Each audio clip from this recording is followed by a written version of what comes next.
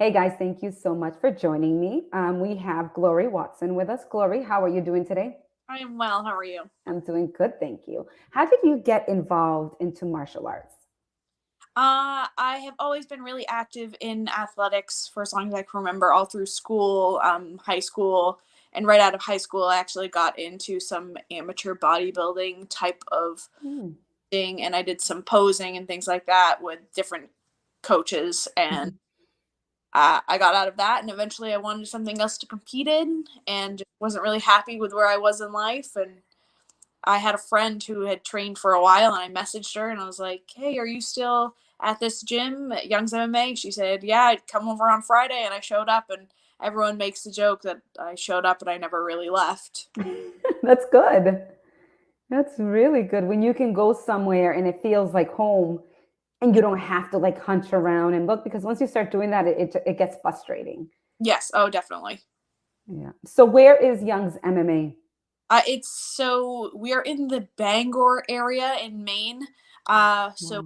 you're opening a new facility, hopefully in the upcoming months, right in Orrington, which is it's a little ways further than Bangor. It's kind of backwoods, but it's where actually coach's wife, a lot of our athletes grew up in Orrington. So it's kind of going back home for all of us.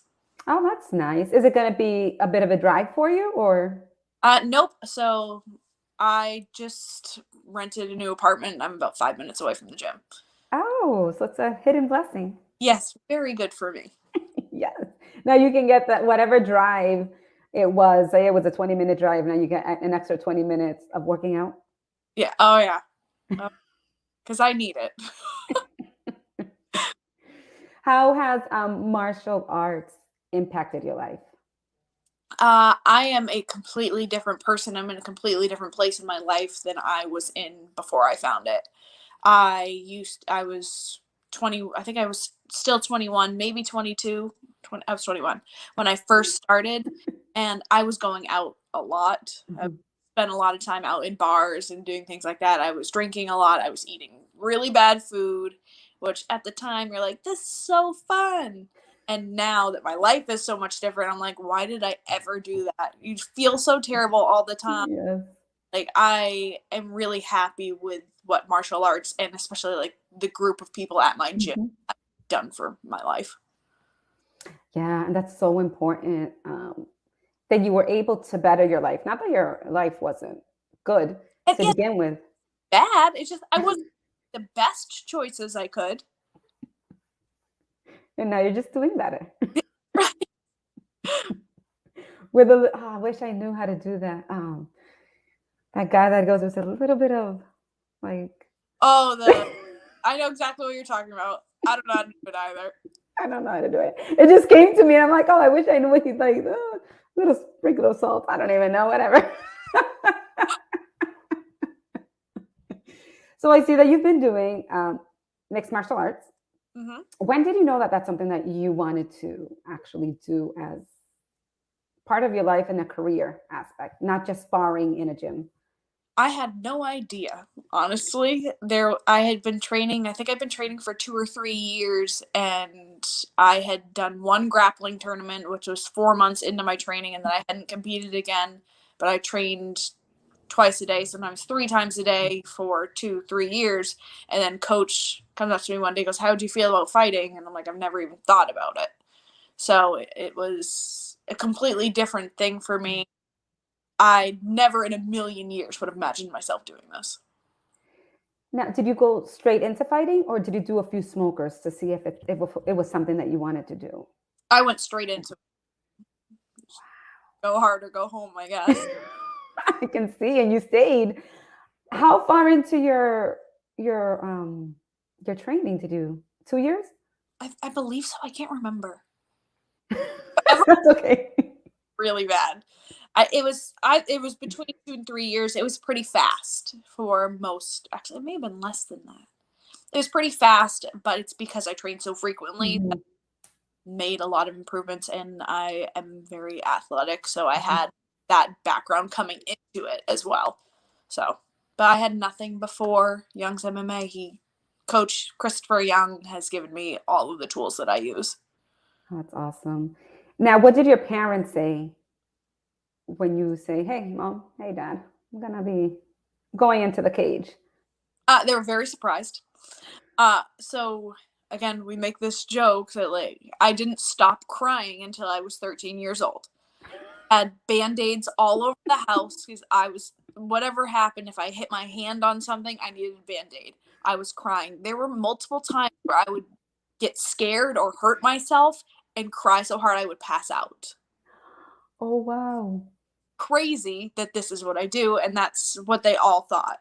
They and especially that I've stuck with it this long is it amazes even me that this is something that I've chosen, and I think Yeah. they think the same thing as well. Wow. So, have you ever gotten injured at your school training that you've cried so much you passed out? No, no. Thankfully, like I said, I grew out of that at like 13. But no, I'm a crier. It does happen. It's getting Wow. better, but it's never. Typically, I don't cry because I'm hurt or anything like that. I'm always upset with myself, and I'm Mhm. gonna cry about it. What else do you do? Just cry. I don't know. Oh my God, that is too funny. I love it. I love it. Now, you're doing mixed martial arts, but I also saw that you were doing kickboxing. So the kickboxing fight was actually kind of a last minute thing. Um, I was scheduled to fight the opponent that I'm actually fighting on October 16th. I was scheduled to fight her, the last fight card. She got COVID and had to pull out. And I believe it was the Sunday before the fight that we got the message that she wasn't going to be able to fight. So we reached out to different opponents to see who we could get. And Hillary Rose was the one of the first ones that responded and was actually able to do it. And we decided on a kickboxing fight. And that's the only reason it was kickboxing. Oh, okay. I wasn't sure if you were trying to keep adding, I guess, to your styles. You know how some people will do MMA and then they'll switch to boxing, or they'll do MMA and then do kickboxing. So I wasn't sure if you were trying to add that or if it was just, Yeah, it was just kind of what fell into place yeah. after up to coach. I go, I don't think I like kickboxing. Yeah. So, but if that's what it's staying active in the game, I think is Mhm. really important. And if that's what it has to be, that's what it has to be. Now, staying active in the game, but how important is it to make sure that it brings value to your career? I definitely think that's really important as well. But especially being very young in this sport, uh, I do think there is value in even like my last fight with Hillary Rose. I lost that one to decision, and I think it was a great fight. Mhm. She is one of the higher level uh, MMA fighters in New England right now, the females. So it was really a great test of where I'm at, and it was that in itself, I think, is very important. That can be lost if you're so focused on building a positive career. I think Mhm. experience is almost just as important. Yeah, I agree with that. How are you managing everything right now that everything is, going back into sort of a new normal? How are you incorporating your training as well as being selective on who you're fighting? So when it comes to like picking opponents and everything like that, I don't do anything. I leave it entirely up to my coach. I trust my coach and his opinions on everything. So if I ever have a question, I everything goes to coach. Mhm. So that's I am very lucky in that regard that I don't have to worry about that. Mhm. But training has been pretty normal for me all basically since I started. My training schedule has fluctuated a little bit, but it's always been pretty much the same. Yeah. How was the whole transitioning from gyms being closed to reopening and all that stuff? How has that affected your training at all? So when it's actually kind of a it was kind of a blessing in disguise. Mhm. the gym that we were originally at right before COVID started, they sold, I think maybe a month, 2 months before COVID happened. And so we didn't have that, all of those bills to worry about, which I'm very close with the guy who bought the gym we were in. So Mhm. it's hard because the gym did end up going under because of COVID. So Mm. that facility was lost. But I had a couple private spaces I was training in. I trained in the house. We ran outside. We did everything that we had to do to get that training in and not be stagnant in Mhm. progressing forward. Yeah, it's important. Yeah. I I'm so over it. Like, Right? Yeah. it's Yep, I agree. like, please. It's just so crazy. Like it It's, just it doesn't feel real right now either. Like a lot of the things that are happening just so surreal. mhm. And it's like, okay, what's gonna happen, and when is it gonna happen, and No idea. Just no idea. Everything's so unknown right now. yeah, I feel like this whole pandemic just feels like a toxic relationship. One minute they give you something, the next minute they take it away, the next minute they give you something, and then it's like, nope, you're not doing this. Like, what the heck? Which way am I supposed to go? Yeah, right. No, I agree. It And really we is don't want to be in it, so we're screwed. the worst. It is too much to handle, I guess, for me. I don't know. Maybe I need to just train and train and train like I used to, but life happens and it's okay. It's Right. okay. What advice would you like to give to the amateur fighters that are, looking to get into fighting? I think the biggest piece of advice that I wish I had gotten, or that I think I wish I'd paid more attention to, would be better put, is focus a lot on the mental part of it. It's really easy to show up, or not necessarily easy, but it's easier to show up and train every day, do the things you're doing, and then disregard the mental game that actually gets played. And for me, that's been one of my biggest struggles recently, is the mental game. So I think that that's something that, if you're going to be new to this sport, really focus on that and make sure that you're growing in your mental game just as much as the physical. And what advice would you give them to find a way to learn that? 'Cause some people really don't understand what the mental game part of it is and how it actually affects everything else. Yeah, and I think that's kind of where I was in, and I was naive also. Mhm. It'll be fine. Mhm. That I get frustrated, or I get mad at my teammates, or I get mad at myself. And those are the types of things that at the beginning they might not seem like a big deal, but Mhm. they add up and they keep boiling over into something bigger and bigger, and then it affects your training, it affects your fights, it affects everything. So I think what's been the best for me is having a sense of mindfulness, being aware of when I'm frustrated with myself, or if I'm frustrated with someone else, why I'm frustrated. And I think that that's something that a lot of people lack in their everyday lives Mhm. also. That's very, very important. Mindfulness, I always say that it's Yeah. so important.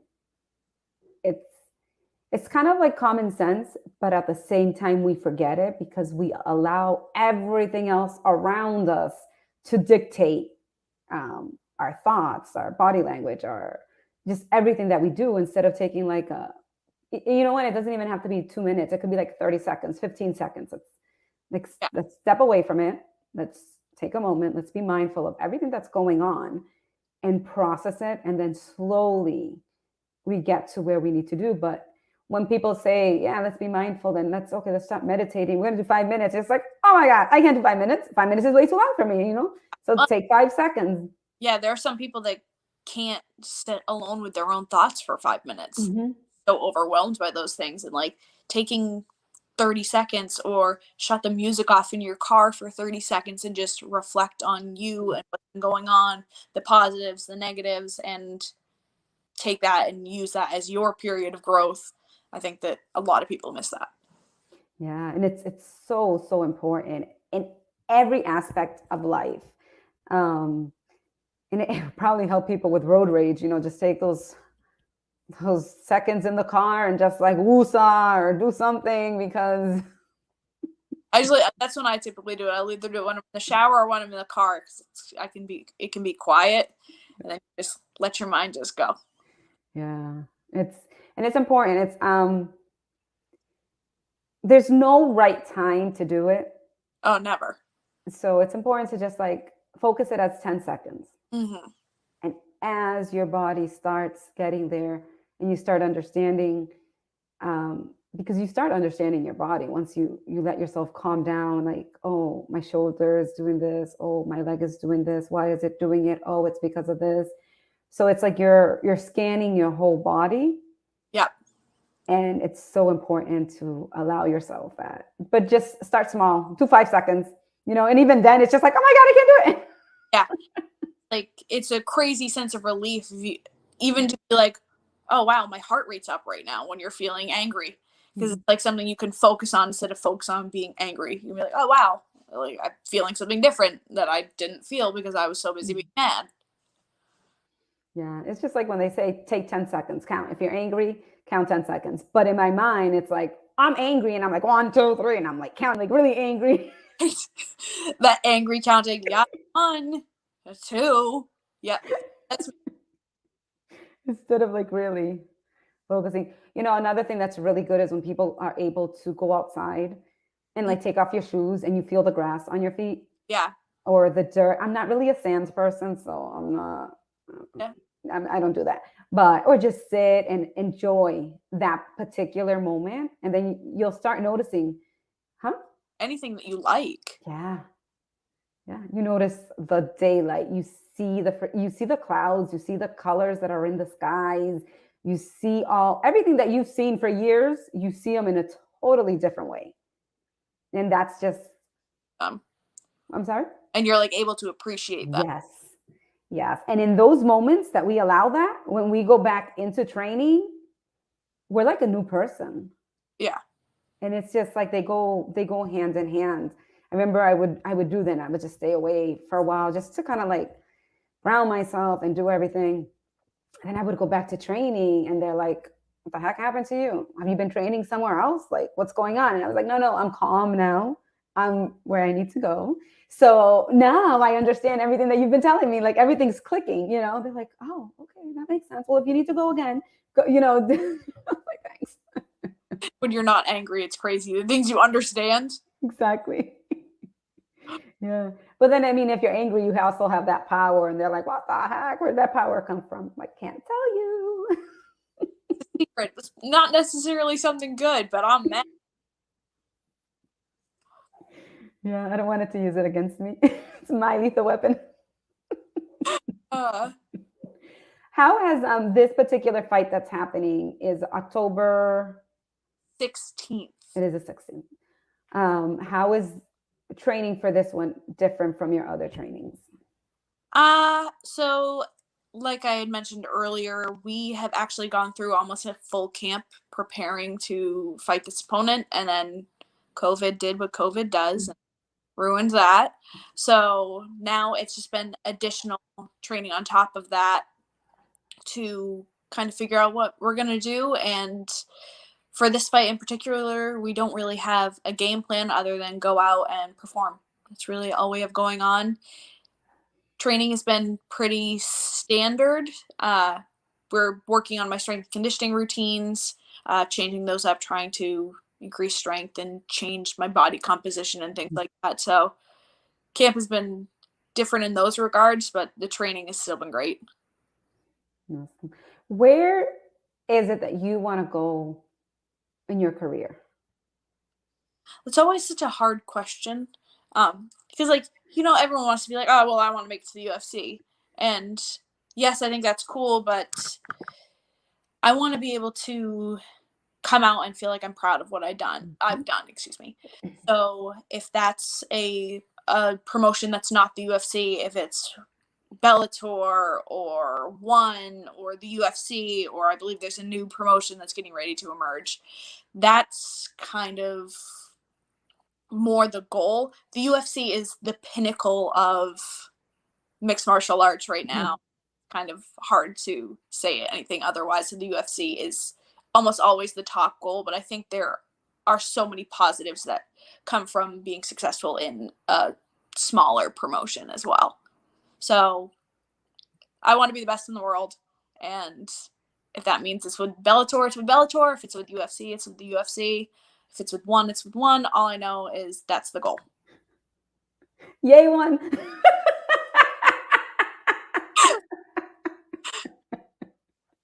I'm telling you, if I could go anywhere, I want to go to one championship. Like, that's where I want to go. I mean, I'm not going to go anywhere like where you, but as a media, as a photographer, or as something, that's where I want to go. Yeah.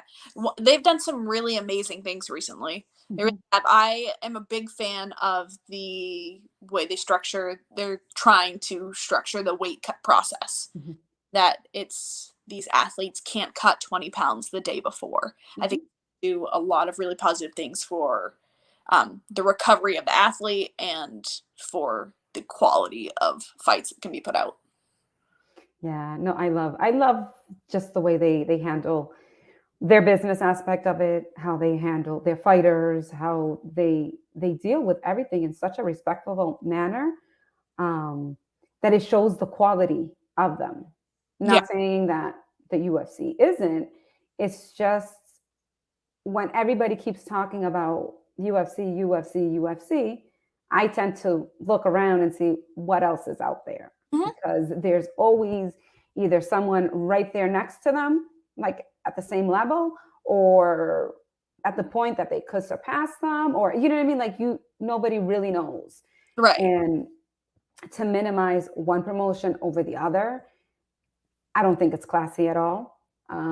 So that's why I love what you said. Like, you want to be your best self. Wherever it is, it's your best self. And by you being yourself, best self, you're adding to that promotion.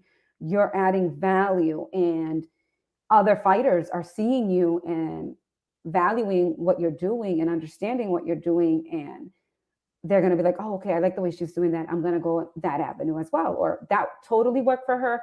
May not work for me, but at least they get to see the results of doing things the right way and managing yourself and focusing and knowing what your goals are, and not having them just set on one thing. Whereas if that doesn't happen, boom, I'm done. And it's like, no.